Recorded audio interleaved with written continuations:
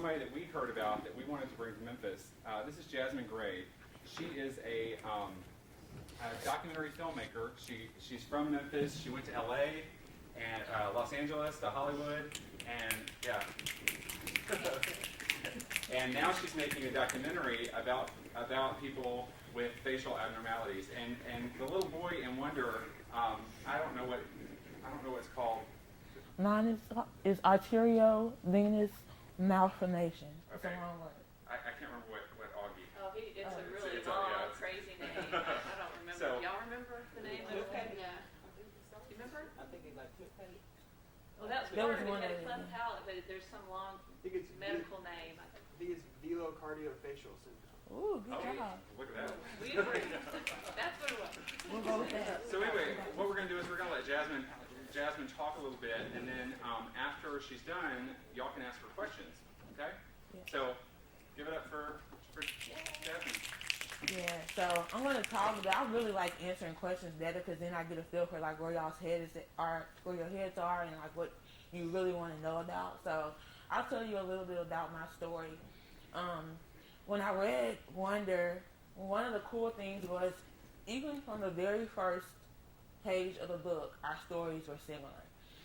He talked about how he always felt normal inside and how he didn't really realize he wasn't normal until he had to start dealing with other people's reactions to him. And I was the same way. I actually, when I was born, the only thing that was, I was a cute baby, I should tell y'all. I was a real cute baby. And the only thing that was different about me was my tongue was a little bit larger than other babies. And it was really hard for my parents to feed me milk because it would always run out. I had a small birthmark on the right side of my cheek, and that was about it. My parents, you know, when they took me to the doctor told them that what I had I would grow out of and that they didn't have to worry about me. So they didn't. They said, you know, about 8 or 9, you'll know whether it's going to get worse or not. And about 8 or 9 years old is when I first started really having a lot of issues. From that period, from being born to 8, I was relatively normal. I did the same things every other normal kid had. I remember having my little boyfriends at daycare, and I had 2 boyfriends at church. And, you know, so I was just like a normal kid, and until that 8 or 9 period. And the first thing that happened was my bottom lip started to grow, and it started to grow to twice the size of a normal kid. And so they began to have surgeries. But every time they would have a surgery, it would grow back to twice the size it was before. And so my parents knew that, you know, something had to be wrong. And so they took me to doctors that misdiagnosed me, and they said I had something else, and they started to have surgeries, and they didn't really know what they were doing. And finally, they started searching online on Google, and they came across a doctor in Arkansas, and they came across stories of families that they were showing before and after pictures before they met this doctor and after they met my doctor, and what the difference, you know, how they had made a difference in the child's life. And so my parents took me 2.5 hours away to Little Rock, and I started having surgeries there. And I've had 33 surgeries to date, from 10 years old to I'm 24 years old now. And I guess, you know, like Augie in the book, his mother, I guess one of the big differences between our 2 stories is August didn't start going to school until the 5th grade. But my story is kind of the opposite in that I was going to school up until the 9th grade, and then when I got into 9th grade, I had a really bad infection. I had to spend several months in the hospital, and I had to have a whole section of my face removed. And when they removed the section of my face after I had an infection, they had to spend months sort of regrowing my face. I had to take part of my back and part of my stomach to rebuild it again. And I couldn't go to school anymore because I was having so many reconstructive procedures, and it was just a little bit too. I wouldn't have been able to go back and forth to school. So from 10th grade to 12th grade, I was at home, and I took home down classes, and I had sort of the experience of, you know, the time when you want to be in school the most, like your high school years, when it's the most important. You like work your whole basically your whole high school, your whole elementary school, middle school, to get to a point where you can be in high school and be like the big kids on campus or whatever. And that totally changed. There was no proms. There was no going to basketball games. I remember one of my best friends. My best friend was on a homecoming court for basketball, and I couldn't see her. And I remember she came over to show me her dress, and I just like broke down crying because it was just like she's getting ready to have this moment where all of our other friends are going to be there that I'm not, you know. So I feel like I was missing out on not just my own stuff, but other people's activities that were going on in their own lives. But I still was able to graduate. I graduated top of my class. Thanks. And I love that y'all are snapping. That is just, I love it. I graduated top 25 from Germantown High School. And I went on to NTSU on a full scholarship. And then after college, I started thinking about, you know, what I want to do. And one of the things that I had always sort of helped me deal with everything I'd been through was writing. I would write everything. Yeah, I started writing songs, and then I would get my mother up, like she would be in the bed asleep at 12 o'clock at night, and I would be like, no, Mom, I just wrote this song, it's going to be a #1 hit, you got to wake up. And I would make her get up and like listen to my songs, and you know, I was like, okay, so what do you think about this? What do you think about the hook? And she would be like, okay, I have to go to work in the morning, so we're going to have to worry about the hook to this song tomorrow. But you know, I found a new passion. You know, I found a way to express myself, and I found a way to communicate with other people, because every time I would write my stories down and I would share them with someone, it gave someone else encouragement to tell their own story, because as you probably already know, we all have a story to tell. And it's about getting to a point where we're comfortable enough in front of other people to be able to tell our own story. And so I went from writing, and then after NTSU, I decided that I wanted to go into visual storytelling and go into TV and film production. And so I applied to a couple of different schools, and I got a full academic fellowship to go to Syracuse. And so I went to Syracuse getting my master's degree in television and film. And let's see, that was 2011. And then April 2000, no, I should back up. January of 2011, my doctor told me I was getting ready to have a surgery, and I was in what's called pre-op, and that's like before you have a surgery, they sort of take you back and explain what they're gonna do. And my doctor was just talking to me. My doctor's 71 years old, so he's been doing this for a long time. He's dedicated his whole life to two things: cancer research and then finding a cure for what I have. And so he told me that he said, I'm 71, I wanted to retire, but I can't do that until I find a cure for AVM. And I decided in that moment that, you know, I had to use my degrees and everything that I had been through to help him. And what I could do to help was to create a film. I could create a piece of work that started a movement of people that were caring about what it's like to be different. To start a movement for people that have to deal with rare diseases, to start a movement of people that, you know, wanted to be encouraged by hearing other people's stories. And this film, my prayer is that it can be a catalyst for them to be able to get the research money they need to find a cure for this disease. So that's kind of where I am now. I'm in LA. I moved to LA in April of last year, and it's actually been a year for me in LA this week. So it's been an incredible ride and an incredible journey, but sometimes I was thinking about, you know, what I would tell August if he was a real person. And as I can remember being in 5th grade, you know, there was a time when things really started to really change, and our life started to change. And I just would tell him, you know, the same thing I tell all y'all, which is, you know, in your life, there are going to be some things that happen to you that you would never expect, that you could never guess in a million years that this would happen to me. But, you know, sometimes we get so caught up in what's going wrong in our lives that we forget that there's nothing that happens to you that God allows you to go through that you're not strong enough to handle. and you have to begin to think, okay, am I going to allow whatever it is to defeat me, or am I going to figure out a way to use whatever it is to some kind of greater good, to give God the glory and to tell my story? Because if you're not doing that, then you're wasting your time, and you're wasting what has happened to you.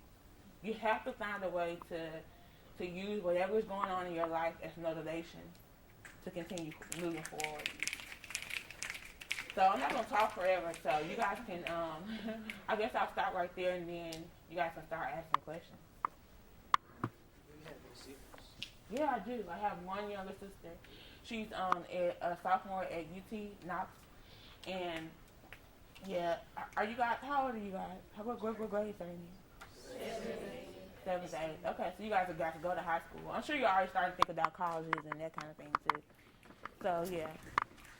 My sister is in college, and that's another thing. Like, whenever you're going through things, you really don't even realize how much what you're going through is affecting your family.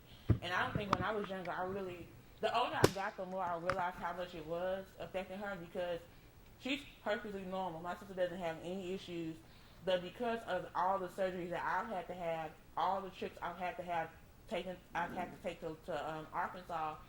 That's less time that at times my parents could spend with her. You know, she was a soccer star, and my dad had missed games of hers to come to take me to surgery. So when you have something like this, it definitely affects your whole family. It's not just about you. So. What was it like going to school, like for you, and you had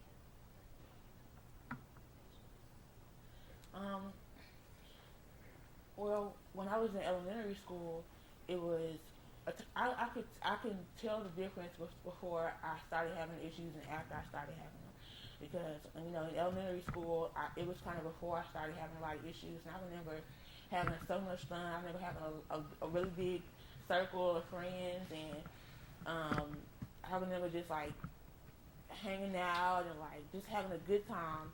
But then when things started to happen, I feel like it was kind of isolating, because all the people that you really, in those situations, you really begin to see who your true friends are, who's sticking around, who's around you when things are not going well, who's checking on you when you're not at school, all of those things begin to be important. I remember being teased a lot because, the only thing that was different, it was my bottom lip was larger. And so now it seems like a smaller thing compared to everything. Yep. And that's another thing. I think if I had to realize what was going to happen as far as my face getting deformed, I would not have been so upset about being teased when I was younger. Because I wish I could show y'all. I have like a little card that it shows you how my things have changed from what I look like. But when I was in 5th grade, now looking back, it wasn't really that bad. And though I got teased, it was nothing compared to what has happened since then. So up until that point, it was fine. Going to school got hard when I got in high school, and even when I got in college, because I have a lot of bleeding issues.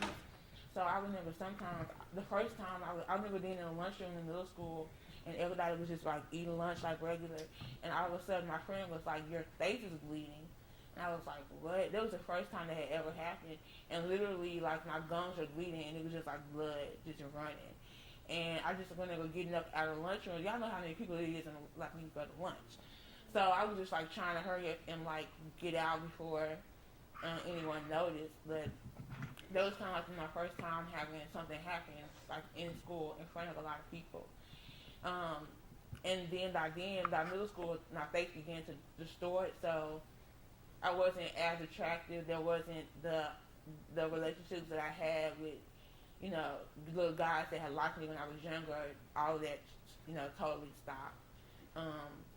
And then when I got into college, I didn't have my parents there every day to kind of be there in my corner. Like every time something happened, you can usually go home and talk to your parents, but they weren't necessarily there. So you have to begin to grow up and learn how to deal with stuff on your own, which isn't always easy. So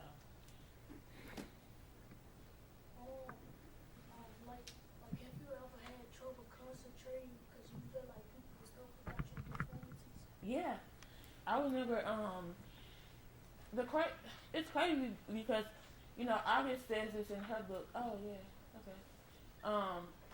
They have they're gonna pass out some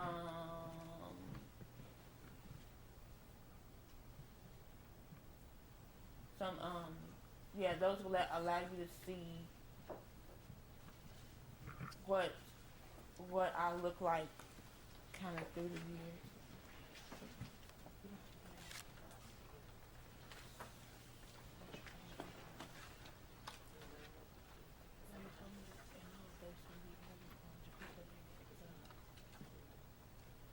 Okay, so they'll allow y'all to see the pictures of me. Like, as you can see, well, the first picture that's at the top, what I have on the white, is when I was telling y'all I had 2 boyfriends at church. That was during that time. And then things kind of changed. The more my face started to get distorted. And the second picture you can see where my bottom lip is kind of larger. And then the third picture is kind of like once I had one of my surgeries paralyzed my face. And so you can see the difference, even now really, that it started then. Like this side is kind of depressed and this side, the muscles move, but this side it doesn't. So that's because I had to have, when I got my infection and they removed the section of my face, they can only rebuild so much. And so a lot of that muscle movement and all of that is like non-existent. So I can remember my doctor, I went in to my doctor after having the surgery, and I remember asking him, when am I going to be able to smile again? Like, when is my feeling going to come back in my face? And he was like, it's not.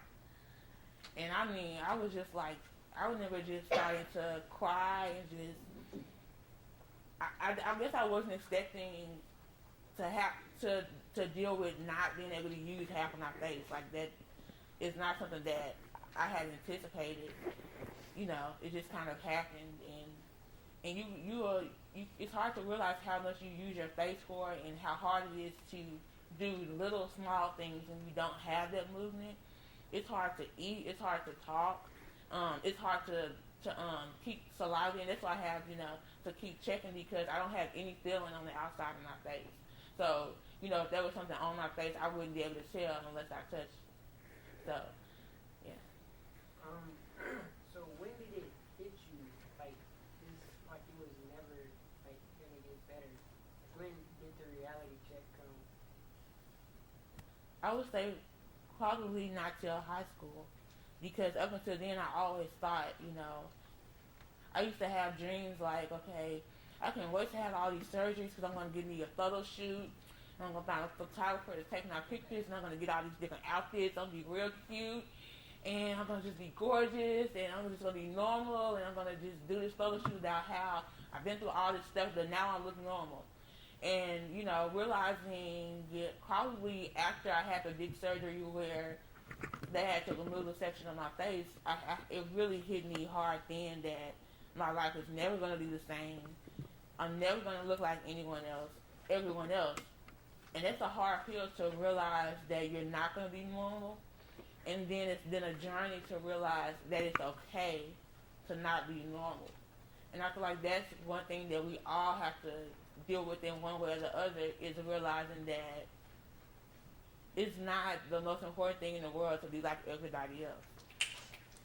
So, and that's not easy, because nobody likes to have to walk down the street and get stared at, or, so I'm not saying that it's easy, but it is something that I still, try to do now, is try to get to that point where I can be okay and I can learn to see myself the way God sees me and not the way everyone else does.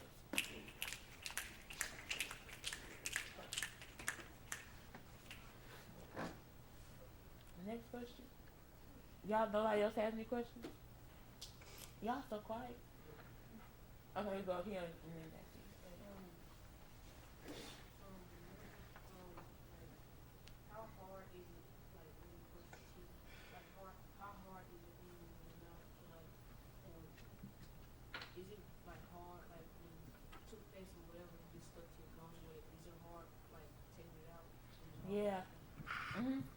I actually have had to have part of my tongue removed, and I had to have part of um, my teeth and bone removed.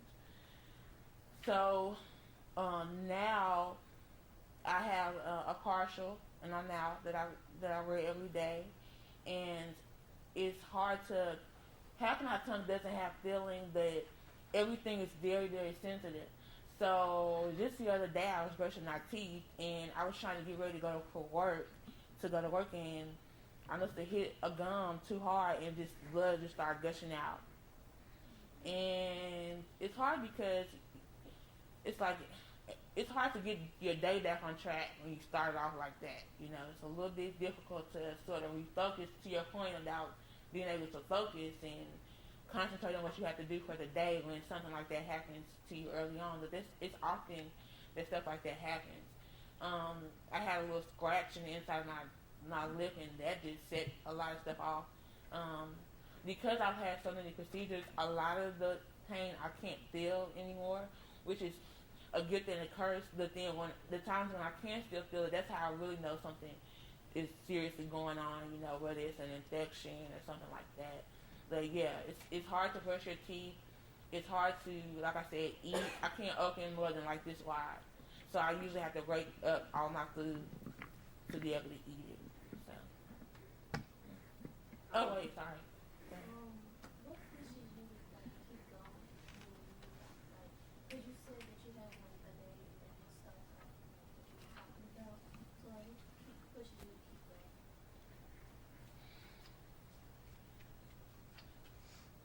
What pushes me, that's a great question. I think what pushes me to keep going is that I know I'm not the only person to ever go through anything. And I feel like when you, like I said, when you survive something like this, there has to be a point. You know, I refuse to go through life believing that all of these things will happen to me and it's just for no reason at all. And so I feel like the more I think about the fact being able to speak to you today, that's a reason for me to go on, you know. Because I don't know what you guys may be going through in your own life, but I hope that when you can hear someone speak about the things that they've been through, it'll give you encouragement to face whatever you're going through, and not shy away from it. Or I've even learned to embrace the things that happen to me, because I feel like every misstep, every challenge, every time something doesn't go my way, it's just a part of my story. I just have an even better story to tell. Okay, just say for instance, if you were like in middle school or high school, and somebody came to your school who had the same facial disorder as you, what would you think in your mind? Would you like say things about that person, or would you just say, "Oh, it's just like me"? One interesting thing is that for me, when I look at myself, it's hard for me to see what other people see. Only when I look at pictures of myself, like when I look at pictures of myself like that, I can see the distortion. But when I look in the mirror, it's hard for me to see what it is, because I deal with it every single day. So when I see other people that have what I have, I think I will initially have the same reaction that y'all do to me, which is really funny, because you know you would think you would be so used to seeing that I would be so used to seeing somebody with a malformation, but to me I don't. It's hard for me to see that I don't look normal, because I'm in my own skin. I've been in my own skin obviously my whole life. So, but when I see other people, it is a sort of encouraging thing. I have a friend who, before we started college, she got into a really, really bad car accident, and her face was all scarred up. And I remember, on one hand, I felt really bad for her, because I'm like, she just has no idea what she's in for. But then on the other hand, like a couple weeks later, she was on Facebook, like posting pictures and like just going on. And it's hard for me to like the pictures that I take, because I'm still struggling to get to a point where I like the way that I look. But to see her be on Facebook and on Instagram and just doing her own thing and taking pictures of herself even though she had scars. That's encouraging to me. So I feel like seeing other people who go through it, it does give me strength too. So.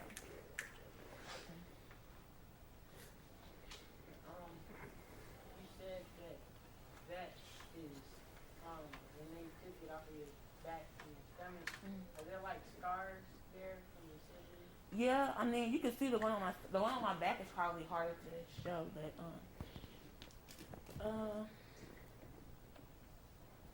that's one of the ones, the scars on my stomach. So there's a longer one, like the one on my stomach. You can see where they have the stitches going across like that. There's one on my leg right here, and then there's a long scar that goes across my back. So maybe like right here, like that, the same scars. And those were probably painful. I mean, there's a lot of painful things, but the recovery from those kind of sutures that they had to place in your stomach and your back are kind of really painful. Do you have to have more surgeries, or is everything kind of stopped? Because isn't it where it doesn't, it just keeps the veins keep growing back or something like that? Yeah, and my disorder, and mine is my arteries and my bangles are connected incorrectly, and so there's too much blood that rushes through. If you have it in a central location, you can have a surgery or two and take them out, and then you can have, once you're past, it gets really bad during puberty, so like during your teenage years, but after your teenage years, it usually slows down. But because a lot of the AVMs, well, my AVM is what's considered diffuse, so that means I have lots of these sort of tangles all in the inside of my face. So it slows down to the point where with medication it can be controllable, but it still causes a lot of problems. So what they're trying to do now is instead of having to continue to have surgeries, because there's only so much of a person's face you can continue to take off. So they're going to start trying to treat it through injections and through lasers.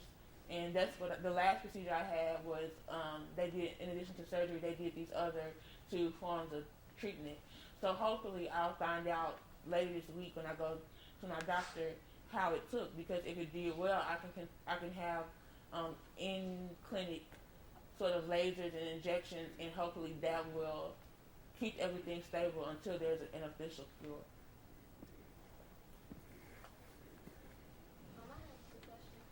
What's the name of your vision? It's called arterial venous malformation, and it's actually on the back of the card. Let me see. Yeah, it's the second, I guess the second sentence. Yeah, arterial venous malformation is the name of it.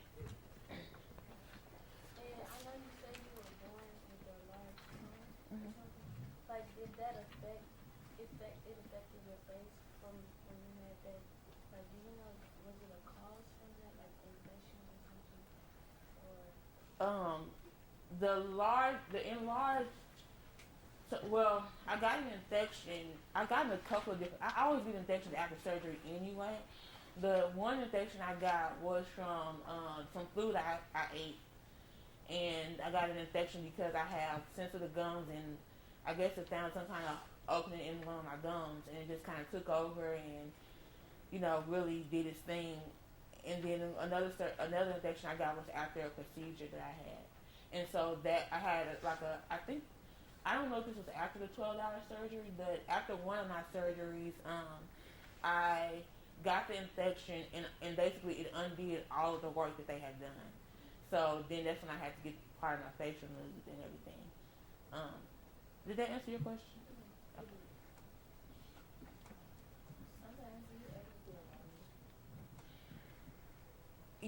Usually, anytime I have to be around, the first time I have to be around a new group of people that have never seen me, because, and it's crazy how every time, no matter what you're talking about, the first day of school in high school or in college or in graduate school or at a new job or in a new city, it's always that same sort of people not knowing how to react, and people feeling like they have to be standoffish.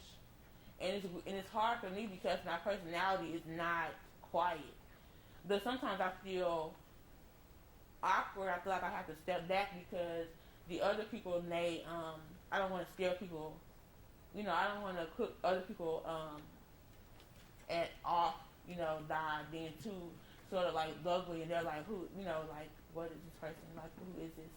So anytime I have to enter a new environment, it's always lonely because people don't know how to respond, and they don't understand that I'm just in the inside. There's nothing wrong with my mind, There's nothing wrong with me inside, and it's hard for people to know how to really deal. So that's one thing I can say to you guys is, when you see someone who may look different, go out of your way to speak to that person, because that person they look different than you could end up being your best friend.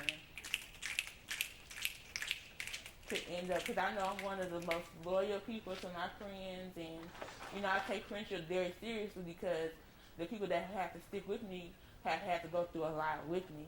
So I take friendship very seriously, and I value people that aren't afraid to come up to me and talk to me. So, you haven't asked me. How many series you should begin? Like, so. That I've already had? At least 33. Around 33. So, yeah. I have kind of two questions too. When were you forced to like get the courage to walk around like in the public and talk to people, or like did your mother let you stay at home and kind of work it out, and like when did you stop being nervous? Are you still nervous? That's a good question. Well, when I was younger, when I was like 5 or 6, before everything started happening, I was gonna be a Hollywood actress. So I was gonna be famous. So I was never shy, and I had big plans to be an actress, and I was gonna move to Hollywood and all this kind of stuff. And I was in a lot of plays and a lot of theater. So I had already had experiences being out in front of people. So it was almost like when things started to happen, I kind of had to take steps backwards because I was in and out of the hospital, and then every summer, every winter break, and every summer I had a surgery. So I was never really, if I wasn't in school, like trying to be over the SGA and all that, in student government and all this kind of stuff, I was usually at home in recovery. So there was large parts of times where I didn't want to be around other people. My mother was, I don't think she would have, she encouraged me to keep being myself. I feel like if I had like Augie in the story, his mother kind of pushed him to go to school, and I feel like she pushed me there were times when I didn't want to go. Like when I graduated from Germantown High School, I struggled with whether or not I was going to go to my graduation because I had a bandage. I was always bandaged up, and I was like, I don't feel like going around, because you have to imagine, I haven't seen the people that I'm going to, people that I went to elementary school with, middle school with. I hadn't seen them for 3 years, so they hadn't seen me the way I look now. They probably, last time they saw me, I looked like maybe the second picture. So you have to think, somebody who hasn't seen me since then, I'm going around all these people that and I really didn't know if I was going to go, and I remember them encouraging me to continue going, because it's like, how dare you work so hard for something and then not be enjoying with everybody else because you're afraid of what other people are going to think. So I had to learn how to and I'm still learning that, how to sort of be confident. I feel like it's kind of easier around you guys, because even you guys have already, if you didn't read the book, you kind of know the story, so you know not to be like freaking out when I walk in the room. You know what I mean? But it's different if nobody's been warning you that somebody's got to come into a store you're in, who looks like me, So. Yeah, let me say this too about the question that you asked. That was one of the hardest part, I think, for me too, because worked so hard after leaving middle school and being at home for 3 years, and she refused to see anybody other than her friends. And for 3 years, Jasmine went from a person who was such an extroverted person who was involved in theater and involved in student government and all this stuff she did and had all these friends. She went from this extrovert to somebody who did not want to see people, did not want to be around people, refused to let outside people come in other than the best buddies that she had. And so for her to work so hard during high school to excel and still be on the top of her class and not want to go to your high school graduation, that was during the time when I really had to, I didn't force her, but I was very strong with her, like, okay, you cannot continue to go through life and not be who you are. And I think that was the beginning of something really special for her. When she went out to graduation and people were receptive and people were glad to see her, that was the beginning of her coming into herself and realizing that, hey, it is what it is. Either you can accept me for who I am, or if not, then that's okay too. So that was really, really huge for her. And that was, and I think after that point, it's been no turning back for her. Yeah, I definitely would say that, because even arguing the book, he at the end when he gets ready to graduate and like he gets his special award, it was just so funny to me, because I feel like I get that reaction from people that people feel like you're something special just because you're alive and you know what I mean, and you have something and you look different, like, you know. So I feel like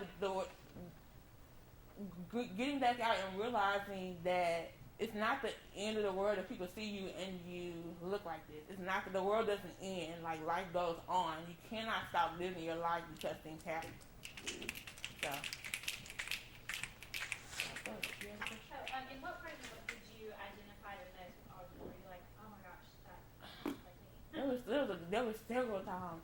Like I said, from the first line when he was talking about how what normal means, because the whole thing about being normal is something that we all have to deal with in one way or another. Because none of us is really normal. Nobody's like you know what I mean? Nobody's normal. So him being like, you know, and I'm not August, but you know, dealing with other people's reactions and that kind of thing. He talked about the game they had at school called the Plague, and that's actually a point. It's weird because in a way it's totally different, because I was never aware of anyone else purposely trying not to touch me because they were afraid of catching something. But I can remember them, like the guys at school would play a game. I don't know if y'all do this here, but they would play a game where they would write all of the girls' names down on a sheet of paper, and at lunch they would rank all of the girls in our class. And I was always, I don't know if y'all do that, but I was always really like, okay, great, because I knew I wasn't going to get a high score at all. I kind of always wish they would just leave my name off the list. I would rather have not even been included at all. That was kind of like the game that they would play all the time at lunch, and I would have to deal with, like, because they would pass the paper around, so you could always see what your scores were. So that was kind of a challenge. So. Like since I've been saying, I realized that you're a really strong woman, like to have that kind of disease and have to battle through it, like through everything, like going through high school and like knowing that these people might talk about you, like when you get in your when you go to your graduation, or knowing that, or seeing somebody like look at you or stare in a difficult way that you might not like, and I admire you for that, because like I don't know what I would do if I had that disease, or like to be bold as you if I did have that kind of disease. So I admire you for that, because you're showing your strongness in a woman.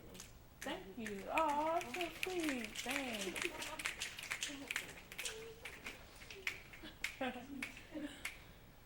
We need more guys like that in the world. Somebody else? Oh.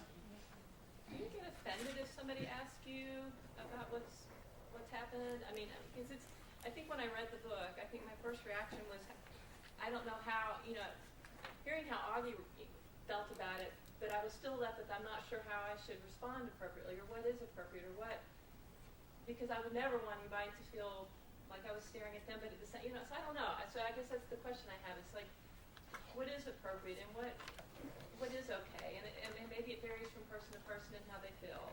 It does vary from person to person. It varies from situation to situation, and it varies because it varies where a person is in their own dealing with what they have.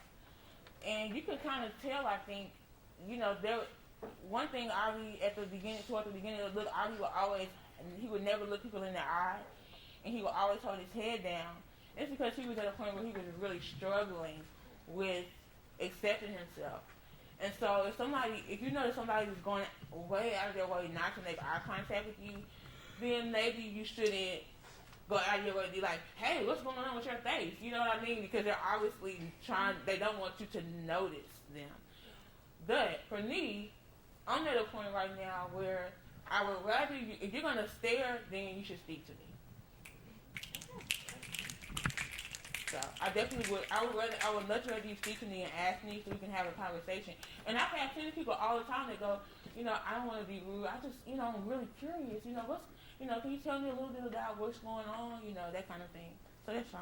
Do you have trouble sleeping at night? You think physically? Yeah. Okay. Yeah. When I was young, well, I still do. I sleep with a triangle sort of pillow that elevates my head because if not, there would be too much blood rushing to my head to the point where I could hear like the blood in my ears, like when I try to sleep.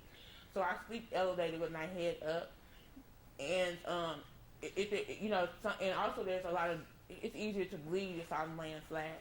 So I usually sleep elevated with my head up, and so yeah, those are kind of like how I try to deal with sleeping at night. Okay, so you said you had a sister who go to soccer games and all that, and your parents always have to attend to you. So how did you feel when your parents felt so much attention to you and not to your sister? Yeah, that's a good question. Well, one of the things that my mother pointed out to me, which I didn't forget, but it's a good thing to point out, is that I think up to a certain point in the process, we always thought, okay, this is going to be the last surgery. So it's like, yeah, we've had to go through all this for the last couple of years, so this is going to be the last procedure. And I think once they realized that this process was going to take a lot longer than they thought, they had to figure out a way to readjust how our family was going to function. And my mother actually started staying home. My dad and I would go to Little Rock to have my surgeries, and my mother would stay home with my sister. So that, because she didn't want my sister to feel neglected, and she didn't want my sister to feel like nobody was ever there for her stuff because they were always with me. But it took me then maybe in high school to really realize how much it had affected everyone else and how much it had affected my sister. I always knew that. I always tell Dad that she wasn't there and that we couldn't really have the relationship that we wanted to have because I was always sick and but I feel like she's like she's incredibly strong to me because I can't imagine what it was like for her to always have to be the one with the sister who looks different and my mother has our pictures on the wall. And when she has company over, people have to pass by. So it's not like she can even hide it. She can't. There's like a big picture of me and her on the wall when my face is looking unnormal, and then there's another one in the playroom. So anytime her friends are over, they're gonna see what I look like. So I'm sure that's been difficult for her. Okay,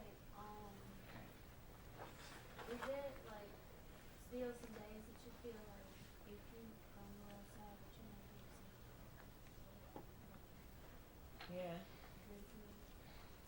Yeah. Usually when it's a groups of like teenagers and stuff, because teenagers are just like, please grow up. Like I just feel like middle school people are kind of like compassionate and get it. So y'all don't be those high school kids that just like are off the chain, just like totally. You have to still be aware that what's fun for you is not always fun for other people, and what's what makes you laugh may not always be funny.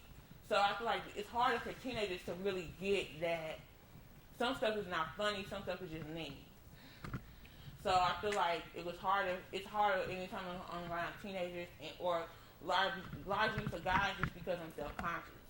So those are probably the hardest times. Sometimes I find myself going out of the way to like avoid situations, and maybe I shouldn't do that because, you know, maybe that's something that I have to work on with myself, but sometimes you just don't feel like being bothered. Sometimes you just want to just go to the mall and just go, you know.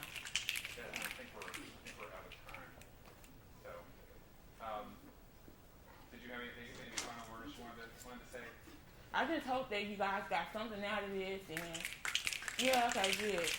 And just like like I'm telling you guys, no matter what you're going through in your own life, I hope that you realize that your story is important. Your story matters. The challenges that you're facing matters, and God hasn't brought you this far to leave you. So. Can I just mention one thing that she hasn't bragged on herself yet, but Jasmine is a very, very giving person, as you can tell, with a big heart. But I read where you started a nonprofit called Jasmine's Jammies, and I really want you to tell these kids what you've been doing, because I just think to have gone through what you go through and then to turn around and give so much back is just a testament to what a wonderful lady this is. So just take just a minute to tell them about Jasmine's Jammies. So in addition to the film, when I was in high school, I started a nonprofit called Jazz's Jammies, and we collect new pajamas for children that are staying in the hospitals. Because I knew what it was like to stay 3 months in the hospital and have to have those gowns with your back out, your behind showing. It's not fun. It's not cute. So I said, we have to get something for kids to wear instead of having to wear those gowns. And so we started in 2006, and now we collected over 4,000 pairs of pajamas for kids around the country. And I'm hoping to continue to grow the organization in the future. But that's just one of the ways that you can use what you've been through to find some kind of way to help other people. So you guys should start thinking about that for your own stories as well. How can I use what I've been through to do something for someone else? I'll just